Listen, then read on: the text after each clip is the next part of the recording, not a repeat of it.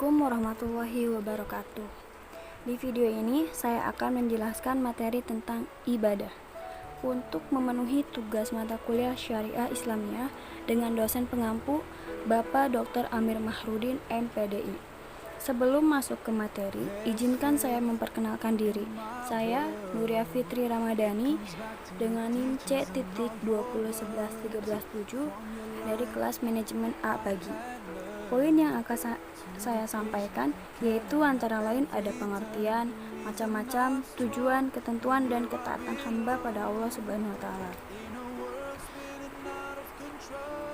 Pertama, yang dimaksud dengan ibadah adalah suatu istilah yang mencakup segala sesuatu yang dicintai Allah dan diridhoinya, baik berupa perkataan maupun perbuatan, yang tersembunyi atau secara batin maupun yang nampak atau secara lahir. Selanjutnya ada macam-macam ibadah. Yang pertama, ibadah qalbiyah. Ibadah qalbiyah adalah setiap ibadah yang dilakukan oleh aktivitas hati. Ibadah ini meliputi aspek i'tiqad atau keyakinan seperti iman kepada Allah atau iman kepada wujud Allah. Selain i'tiqad seperti cinta kepada Allah atau dalam bentuk tafakur seperti merenungkan penciptaan Allah Subhanahu wa Ta'ala. Yang kedua, ada ibadah qauliyah. Ibadah qauliyah adalah setiap ibadah yang dilakukan oleh aktivitas lisan seperti membaca Al-Quran, bertasbih, bertahmid, bertahlil, bertakbir, dan lain sebagainya. Yang ketiga, ada ibadah amaliyah. Ibadah amaliyah adalah setiap ibadah yang dilakukan oleh aktivitas anggota tubuh seperti gerakan dalam sholat, melakukan puasa, haji, dan lain sebagainya. Dan yang terakhir ada ibadah ma'aliyah. Ibadah ma'aliyah adalah setiap ibadah yang dilakukan seorang hamba dengan mendermakan hartanya seperti menunaikan zakat dan bersedekah. Selanjutnya ada tujuan ibadah. Tujuan ibadah itu ada dua. Yang pertama,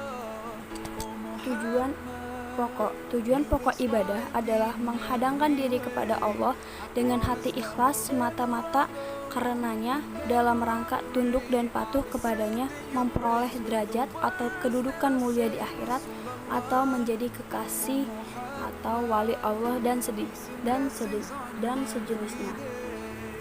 Adapun tujuan sekunder adalah memperbaiki dan menenangkan jiwa, memperoleh keutamaan dan hajat keduniaan. Selanjutnya ada ketentuan ibadah agar diterima Allah.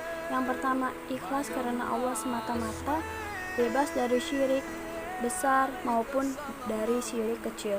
Yang kedua, ittiba, sesuai dengan ketentuan Rasulullah SAW. Selanjutnya, ibadah ketaatan hamba pada Allah.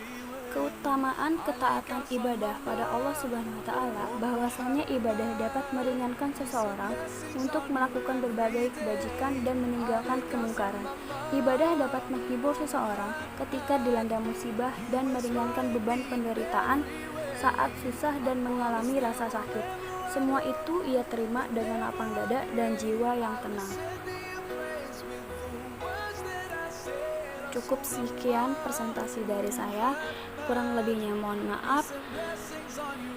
Wabillahi taufiq wal hidayah. Wassalamualaikum warahmatullahi wabarakatuh.